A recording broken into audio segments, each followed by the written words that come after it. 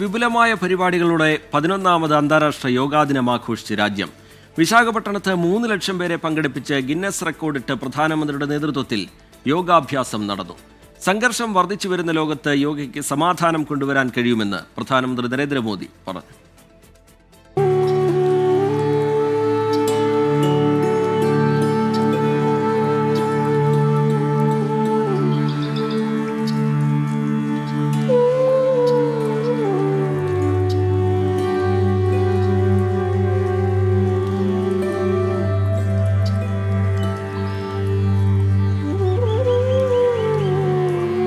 ഭൂമിക്കും ആരോഗ്യത്തിനും യോഗ എന്നതാണ് ഈ വർഷത്തെ യോഗാദിന പ്രമേയം.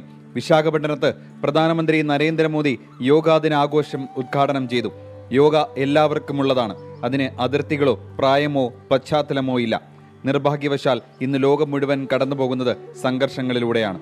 പല സ്ഥലങ്ങളിലും അശാന്തിയും അസ്ഥിരതയും വർദ്ധിക്കുന്നു.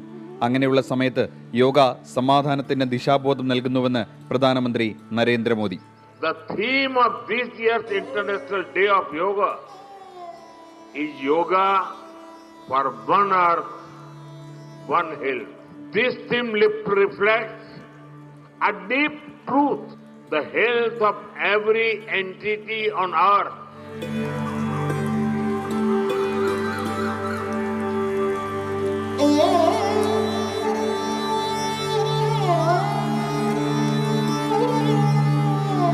വിശാഖപട്ടണത്തിലെ ചടങ്ങിൽ ആന്ധ്ര മുഖ്യമന്ത്രി ആർ ചന്ദ്രബാബു നായിഡു ഉൾപ്പെടെ 3 ലക്ഷത്തിലേറെ പേർ പങ്കെടുത്തു.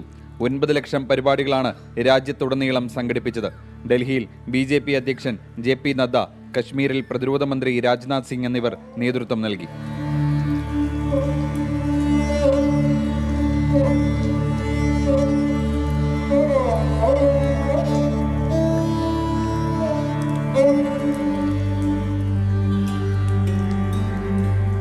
ലോകത്ത് സമാധാനവും ഐക്യവും ഉണ്ടാകാൻ യോഗയിലൂടെ സാധിക്കട്ടെ എന്ന സന്ദേശമാണ് 11ാമത് അന്താരാഷ്ട്ര യോഗാ ദിനത്തിൽ പ്രധാനമന്ത്രി നൽകിയത്.